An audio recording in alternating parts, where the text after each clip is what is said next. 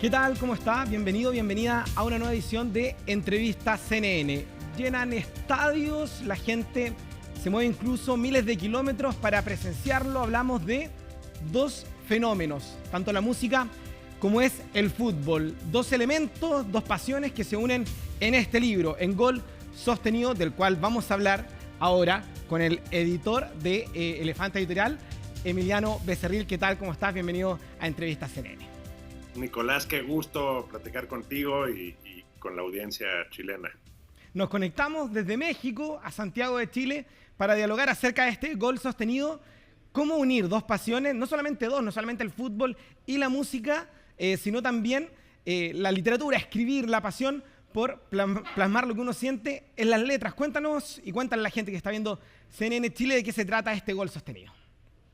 Pues bueno, Gol Sostenido, que surge de las ganas de primero de invitar a los músicos y las músicas a escribir, porque siento que quienes hacen música son contadores de historias naturales, solo que no necesariamente lo hacen en el formato escrito, aunque muchos de ellos y ellas sí lo hacen en el formato escrito, ¿no? Las letras de las canciones, pues, son historias, a veces son más abstractas, a veces no, pero tienen, digamos, un sentimiento de inicio, de clímax, de final, de conclusión, etcétera. Entonces, tienen un sentido narrativo de una u otra manera, pero siempre tienen la brújula del el formato musical y etcétera, ¿no? Pero son contadores de historias.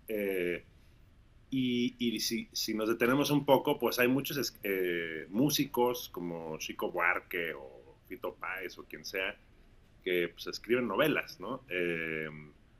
Y pues bueno, el premio que le dieron a Bob Dylan también eventualmente, en fin, como que tenía yo ganas de ver qué sucedía, un poco con la frescura de la diversidad que cada música pudiera tener.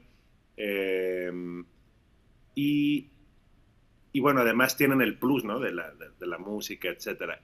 Y entonces quería yo invitarlos a ver qué pasaba y eventualmente se me acercaron a mí en México unas personas que querían invitar a músicos a escribir de fútbol. Quizás no tenían estas ganas de hacer este laboratorio de escritura, ¿no? Pero ellos querían sobre todo el fútbol y me pareció que era un buen pretexto coyuntural, porque fue un poco antes del Mundial, aunque en Elefanta no necesariamente hacemos libros coyunturales, entonces nos gustan hacer libros que puedan perdurar y dialogar con otra temporalidad con el público, pero bueno, nos pareció un pretexto divertido y entonces lo hicimos, pero bueno, es un libro que pues, ha seguido teniendo un recorrido, ¿no? Entonces invitamos a músicos y músicas de distintas partes del continente, americano, por ahí uno que otro español también se coló. Bueno, no se coló, lo invitamos, ¿no? Por supuesto, para pues escribir sobre fútbol.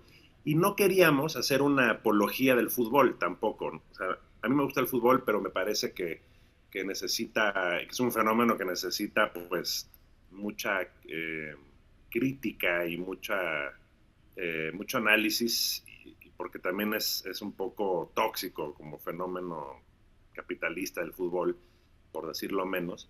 Entonces, no queríamos hacer puras historias romantizando el fútbol, sino, bueno, pues aceptar que es un fenómeno del que no podemos escapar, aunque no te guste. A veces pues estás acorralado por el fenómeno cultural que es el fútbol y cómo te toca el fútbol a ti, ¿no? O sea, entonces en este libro hay textos que son muy futboleros, pero hay otros que son casi en contra del fútbol, otros textos son neutros, etcétera. Y bueno, tratamos de encontrar una diversidad de voces y como una antología, como toda antología, creo que las antologías siempre tienen hay algún texto en una antología que a ti te va a gustar mucho, Nico, y a lo mejor el uno que es el que menos te gustó, y creo que en cada lector y lectora hay un orden distinto de preferencias, del que más te gusta, del que menos te gusta, y es un pretexto para tener una mirada y un paseo, digamos, literario con este pretexto, ¿no? Los músicas contadores de historias, con sus sensibilidades y el fenómeno del fútbol, ¿no?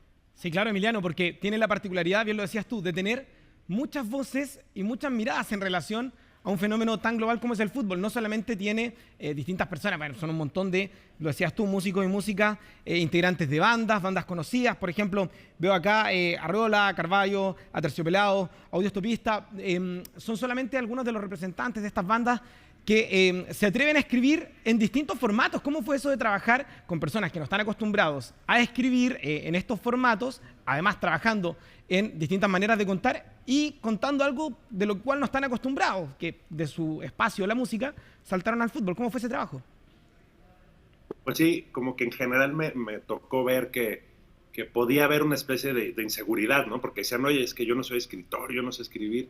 Y yo les decía, no pasa nada, o sea, como que todos contamos, o sea, historias y las formas, y lo rico de la literatura es la diversidad de formas de expresión, entonces tú déjate llevar y vemos qué pasa, ¿no? Es un poquito un libro performance para mí, o sea, porque es como a ver qué sucede, ¿no?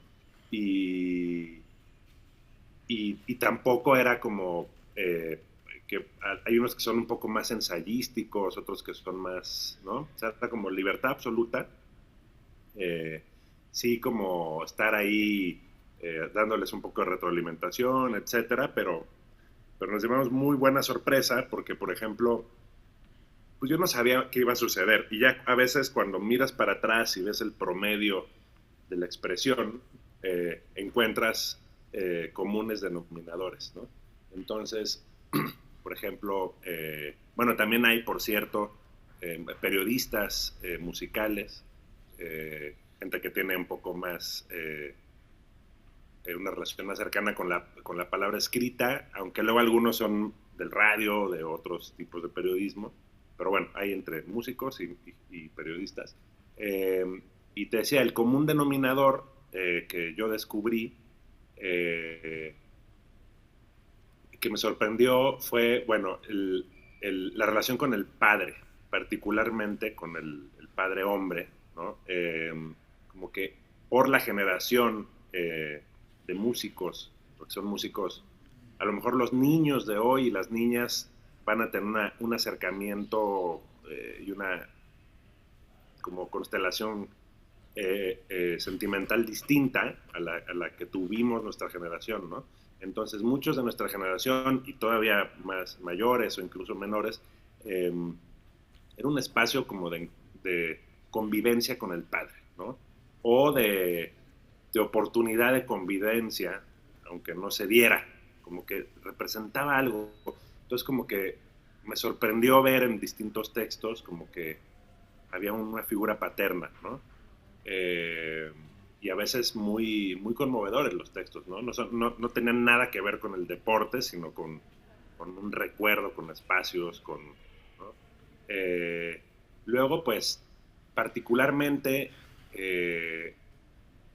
en una generación, pues bueno, en México, o sea, aunque hay textos de todos lados del continente, en México, cuando fue el Mundial de 1986, y pues entre Argentina y luego Inglaterra, Argentina y todos estos partidos, pues como mucha gente hubo mucha gente que fue, y van saliendo anécdotas y anécdotas infinitas, entonces de repente hay tanto aquí como en Argentina o en otros lados, anécdotas alrededor de partidos icónicos, ¿no?